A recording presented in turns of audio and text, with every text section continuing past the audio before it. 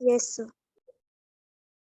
Let's start with the T accounts. सबसे पहले हम T बनाएंगे what is called as for share capital. Opening balance is 17 lakhs and closing is 19. So we'll put opening balance as buy balance brought down. And how we'll be putting the closing balance? To balance carried down. वैसे तो बहुत उम्मीद है कि इसका कोई adjustment होगा नहीं, बट एक बार तब भी देख लेते हैं। डिवेंचर्स का एडजस्टमेंट दिया है, मशीन सेल की बात की गई और कुछ नहीं लिखा, तो चिल्ड्रन हम और कुछ नहीं लिखेंगे, यहाँ पे सिर्फ डिफरेंस की अकाउंटिंग कर लेंगे। Which side do we find is short? Credit side. So share capital increase हुआ है, डेफिनेटली इशू हुआ होगा, money must have came in, तो फाइनेंसिंग एक्टिविटीज में आप प्लस करेंगे। क्वेश्चन तो सिर्फ आपको ऑपरेटिंग एक्टिविटीज बोल रहा है, बट हम पूरा बनाएंगे। देन चिल्ड्रन इसके बाद हम टी बनाएंगे लॉन्ग टर्म बोरोइंग्स का।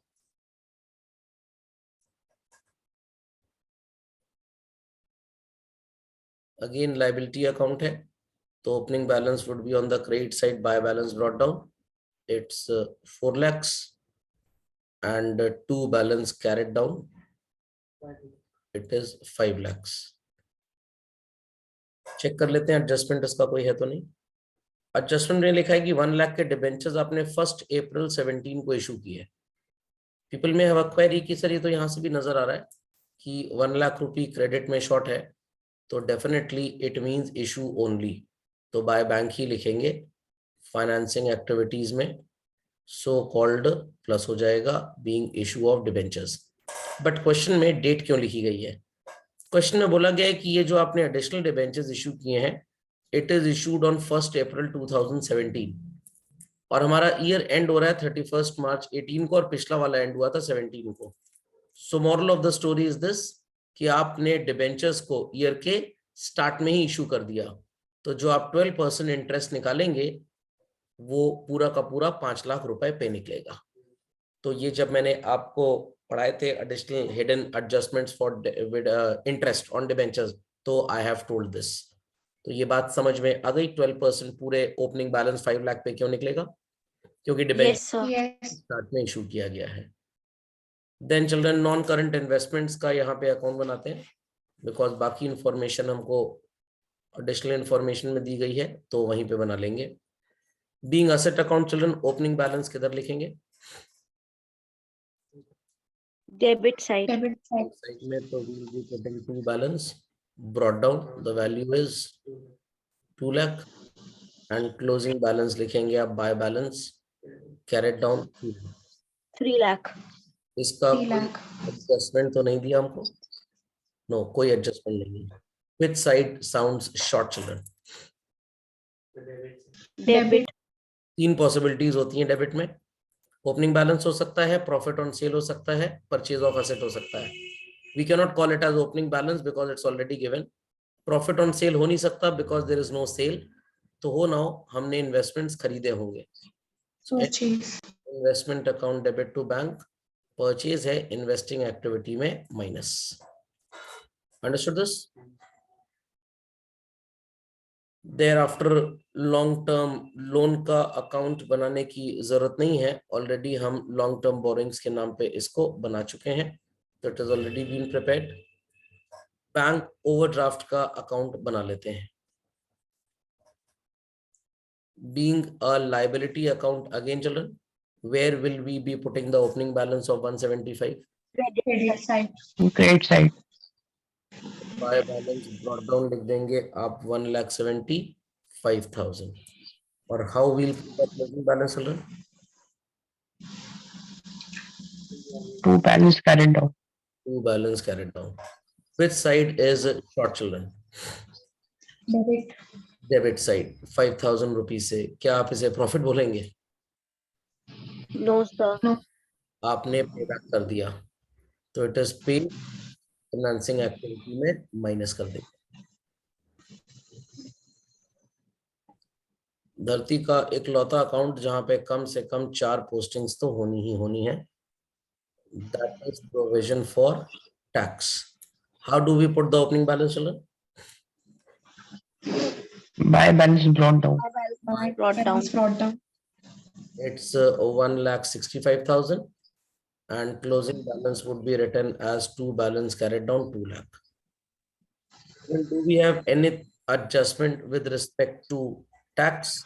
No, कोई भी adjustment नहीं है. तो in case no adjustment is given, tax account में कभी भी हम difference की accounting नहीं करते.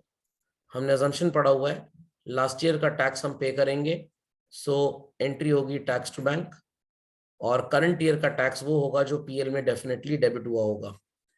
तो पीएल में आपने लिखा होगा टू प्रोविजन फॉर टैक्स, तो टैक्स में लिखेंगे बाय पीएल. ये कैश जनरेटेड में से माइनस हो जाएगा और ये एनपीबीटी सेक्शन में प्लस हो जाएगा. समझ गए? Heard well? Yes. Yes, sir.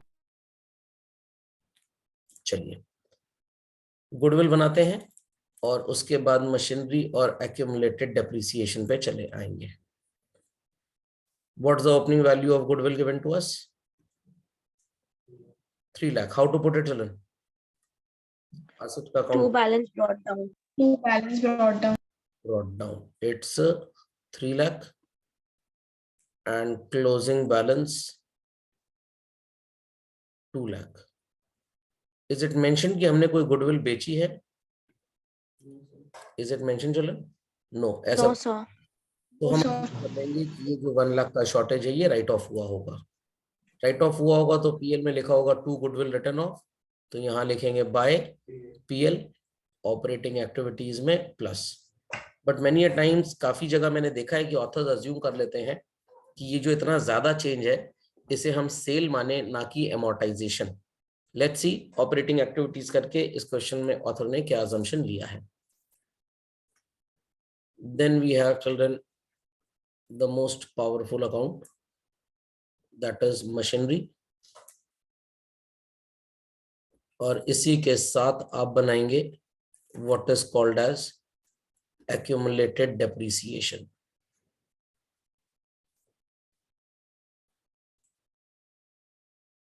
चलिए how to put the opening balance of machinery, children? 20 lakh रुपए opening balance है, कैसे लिखेंगे? Two balance brought down. Two balance brought down. Two balance brought down 20 lakhs and closing balance would be written as by balance brought down 26. Depreciation deduction कैसे है? तो opening balance credit होगा 1 lakh and closing balance debit होगा 2 लाख. बस यही काम आपको homework में करना है. फॉर्मेट बना के कैश फ्लो का खाली बहुत सारे टी भर लेने हैं. मैं टी की इंफॉर्मेशन जब चेक करवा दूंगा फिर आप आगे बनाएंगे इसको. अब लिखा है during the year a piece of machinery 80 जिसका डेप्रिसिएशन था 40, इसे 10,000 के प्रॉफिट पे बेचा गया है. सो चिल्ड्रन 40,000 रुपीज आप एक्यूमुलेटेड डेप्रिसिएशन में डेबिट करेंगे और मशीन अकाउंट में आप इस वैल्यू को क्रेडिट करेंगे. उसके बाद 80 की असेट पे 40 का डेप्रिसिएशन हो गया तो डेट ऑफ सेल को इसकी बुक वैल्यू होती है 40,000. कितने में बिकी भगवान जाने, बट वी नो दिस कि इस पे 10,000 का लॉस है. तो 40,000 की मशीन 10 के लॉस पे अगर बिक गई तो what could have been the sale value, children? 30,000 रुपी.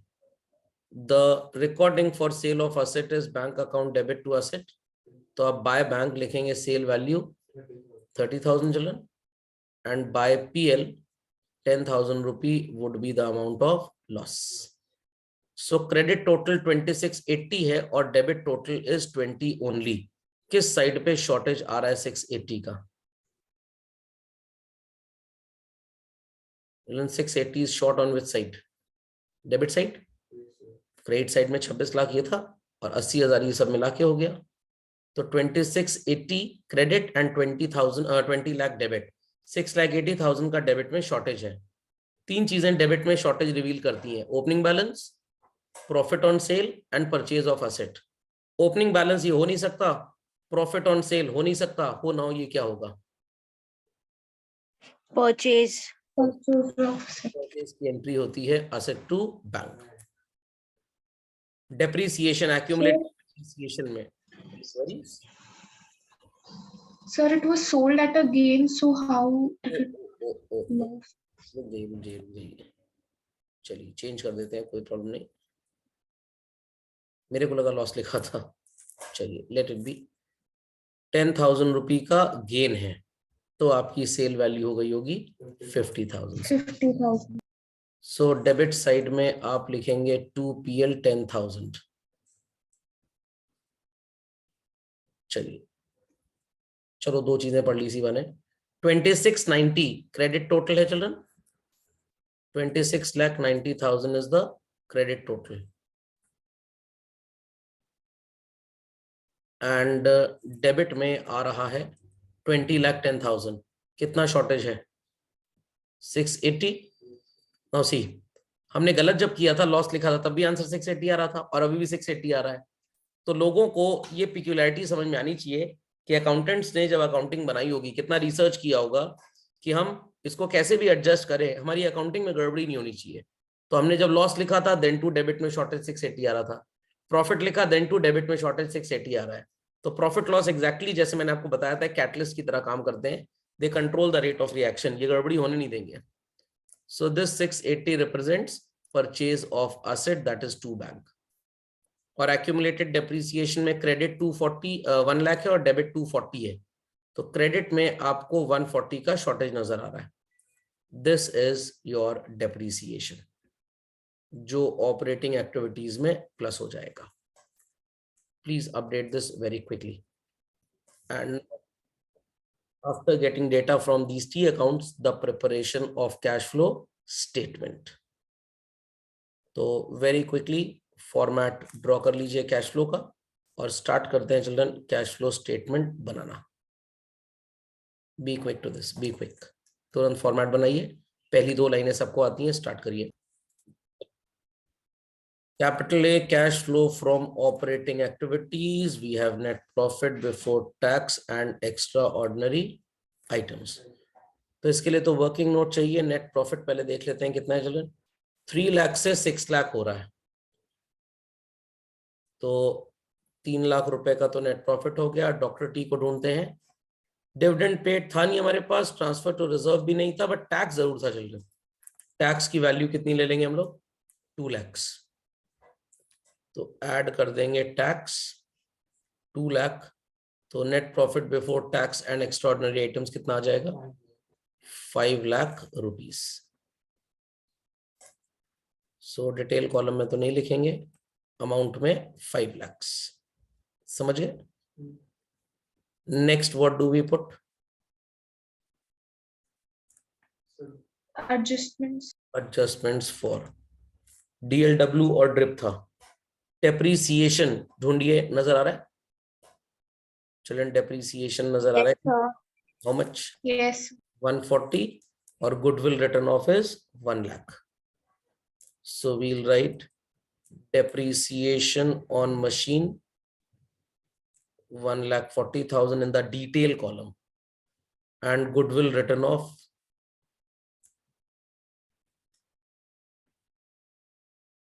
1 लाख। अभी लास्ट हमने क्वेश्चन एक किया था जिसमें इन्होंने अज्यूम किया था गुडविल की वैल्यू के रिडक्शन को एज रिटन ऑफ। कहीं कहीं ये सेल भी मान लेते हैं, बट बोर्ड बड़ा क्लियर कट इसमें पूछता है। तो गुडविल रिटर्न ऑफ हो गया। डीएलडब्ल्यू में और कोई आइटम रिटर्न ऑफ नजर आ रहा है? नहीं, और कोई आइटम रिटर्न ऑफ नहीं है। इंटरेस्ट ऑन डिबेंचर्स की बात थी चिल्ड्रन। 5 लाख का 12% इज व्हाट?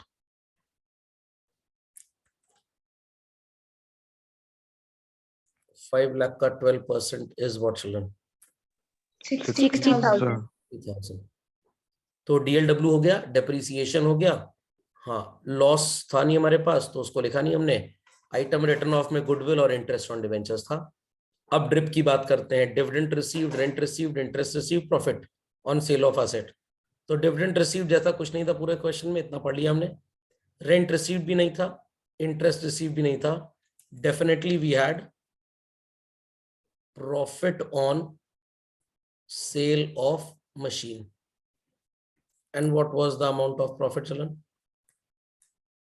10,000. बस, और तो कुछ है नहीं इसका. That's it. So 240, 3 lakh plus में और 10 minus में, तो it is 290.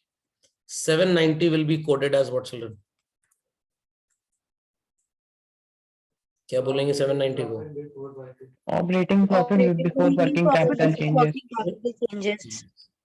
अब पहले चेंज इन CACL को मार्क करेंगे, फिर लिखेंगे. Okay. So long term borrowings हो गया, ये भी हो गया, ये भी हो गया, ये भी हो गया. CL के नाम पे कुछ है नहीं. This also we did. Intangible asset में गुडविल हो गया. सो कॉल्ड चिल्ड्रन, आपको नजर आएगा इन्वेंट्री. इन्वेंट्री और करंट इन्वेस्टमेंट्स. अब करंट इन्वेस्टमेंट्स को कभी कभी मार्केटेबल सिक्योरिटी माना जाता है, बट वो लिख के आना चाहिए. तो यहाँ पे तो करंट इन्वेस्टमेंट्स का ही चेंज है. 170 से 140 हो गया. कितना चेंज नजर आ रहा है आपको? 30,000. और इन्वेंट्री कितना नजर आ रहा है? 130 से 260. 130. तो change in inventory Yes, sir. क्या करेंगे? माइनस कर. Subtract. तो पहले हम सबट्रैक्ट कर लेते हैं. Less increase in inventory. How much? 1,30,000. Next, children. अगर आप करंट इन्वेस्टमेंट्स को कैश एंड कैश इक्विवेलेंट्स की कैटेगरी में मानते हैं तो आपको एक दमेंड में लिखना पड़ेगा. अगर आप चेंज इन CACL मान लें तो यहीं पे लिखना पड़ेगा. और ये कम हो रहा है तो अल्टीमेटली हम इसे प्लस करेंगे. तो लेस वाला हम लिख चुके हैं.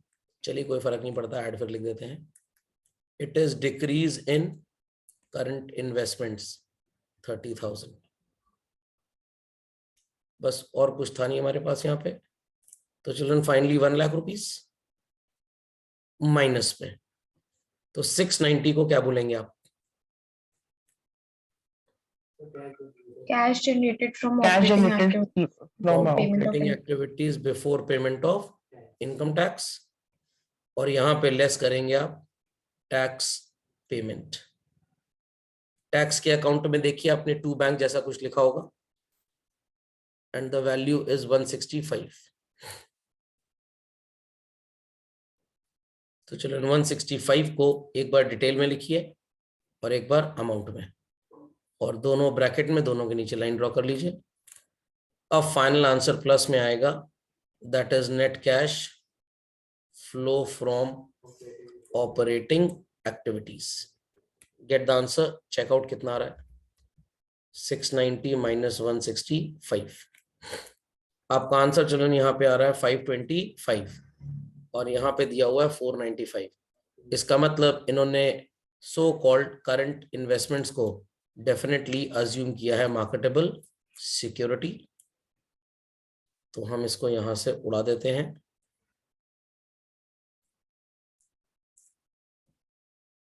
तो आप इसको मार्केटेबल सिक्योरिटी की तरह अगर अज्यूम कर लेते हैं तो ultimately you will be subtracting 130 only. तो आपका आंसर क्या आ जाएगा? 1,60,000. 660 में जब आप माइनस करेंगे 165 तो एग्जैक्टली आपका 495 बुकिश आंसर आ जाएगा. सो ईयर्स अगो CBSE ने तो एक सर्कुलर दिया था कि करंट इन्वेस्टमेंट्स को बाय डिफॉल्ट आप अज्यूम कर लेंगे मार्केटेबल सिक्योरिटी की तरह कैश एंड कैश इक्विवेलेंट्स का part. But many a times question आपको मिलेगा जहां पे करंट इन्वेस्टमेंट्स लिखा होगा और ब्रैकेट में लिखा होगा शॉर्ट टर्म इन्वेस्टमेंट. तो आपको इसे मानना है करंट एसेट का पार्ट और चेंज इन CACL की तरह एडजस्ट कर देना है. सो सबको ऑपरेटिंग एक्टिविटीज समझ में आ गया? Sir, if the question only mentions current तो हम investments, वो then, सर्कुलर वाली बात करेंगे और इसे हम कैश एंड कैश इक्विवेलेंट्स का हिस्सा मान लेंगे. Okay okay, sir. चलिए, अब cash flow from investing activities की बात करते हैं. मैंने दो चीजें यहाँ पे बताई थी. आपको non current asset, non current investments के अकाउंट देखने हैं एंड स्टार्टर्स में आपको नॉन ऑपरेटिंग इनकम देखनी है, और ये सारी चीजें कहीं ना कहीं आपको ऑलरेडी एडजस्टमेंट फॉर्म में नजर आती हैं जो नॉन ऑपरेटिंग इनकम्स होती हैं, तो ज्यादा टेंशन नहीं लेनी है। आप सिर्फ टी अकाउंट को पहले देखिए। गुडविल में क्या टू बैंक बाय बैंक जैसा कुछ नजर आ रहा था? चिल्ड्रन, गुडविल में टू बैंक बाय बैंक जैसा कुछ नजर आ रहा था? नो। एक्यूमुलेटेड डेप्रिसिएशन में भी ऐसा नहीं है, मशीन में जरूर है। सेल की थी 50 की और खरीदी है 680 की, इजंट इट? तो first and foremost will write sale of machine. कितने की मशीन बेची थी हमने? 50। और परचेज कितने की थी? 6,80,000 की। क्योंकि प्रॉफिट ऑलरेडी 50 के अंदर जुड़ा है तो अलग से लिखने की जरूरत नहीं है। बस और तो कोई असेट से रिलेटेड हमारे पास जिक्र है नहीं। टेंजिबल इंटेंजिबल हो गया, दैट्स इट। बस दो ही चीजें थी। तो 50 प्लस में है चिल्ड्रन और 680 माइनस में है, तो इट इज अल्टीमेटली 630 माइनस में आएगा। तो we call it as net cash used in investing activities. सबसे ज्यादा मेहनत आपको करनी ऑपरेटिंग में ही पड़ती है। समझ में आ गया? How did we get this 630? Detail column में आप लिखेंगे पहले 630 ब्रैकेट में, अमाउंट कॉलम में उसी के बगल में, बट अमाउंट कॉलम में कोई लाइन नहीं ड्रॉ होगी। 495 के नीचे भी कोई लाइन मत ड्रॉ करिएगा। सबको समझ में आ गई बात children? How we showed what is called as investing activities. Investing में कोई डाउट तो नहीं किसी को? No sir. फाइनेंसिंग के लिए आपको देखना पड़ेगा अपना शेयर कैपिटल का अकाउंट चिल्ड्रन। एक चीज और थी चिल्ड्रन इन्वेस्टिंग में जो हम लिखना भूल गए, जरा लिख लीजिए, then we continue. Non current investments भी खरीदी थी 1 लाख की आपने, so right purchase of non current investments also. तब इसको कंप्लीट करेंगे। Purchase of non current investments भी लिख लीजिए चिल्ड्रन।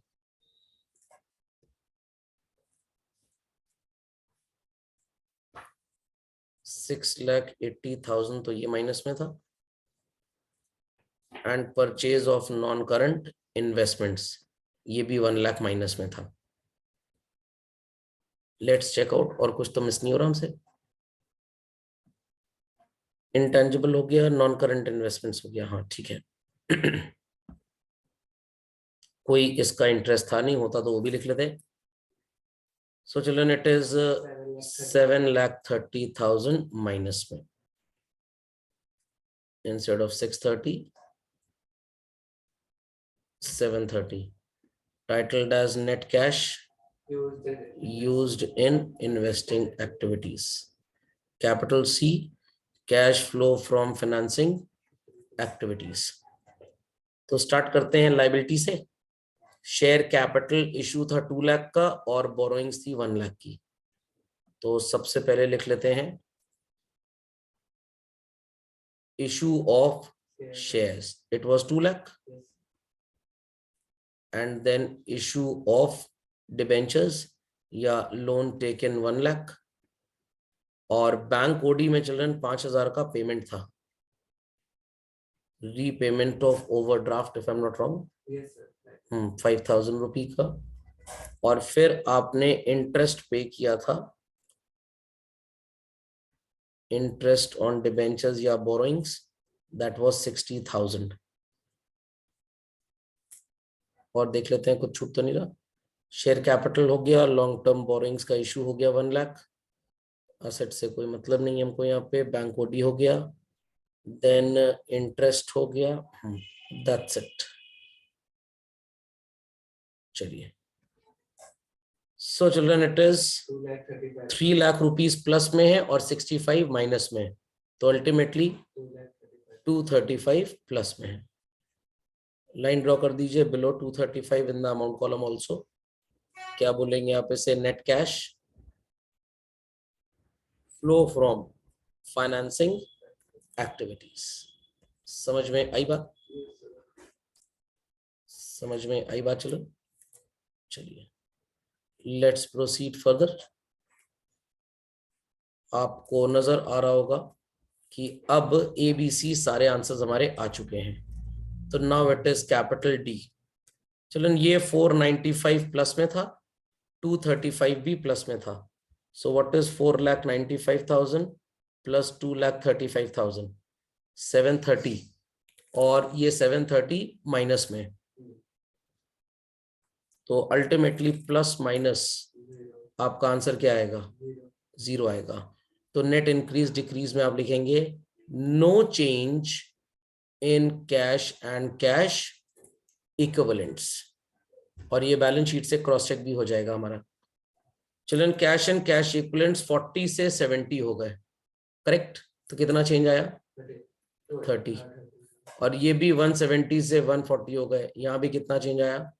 30। तो नेट इफेक्ट नील हो गया कि नहीं हो गया? अभी इसको क्रॉस चेक भी कर लेते हैं, कोई बहुत बड़ी रॉकेट साइंस नहीं है।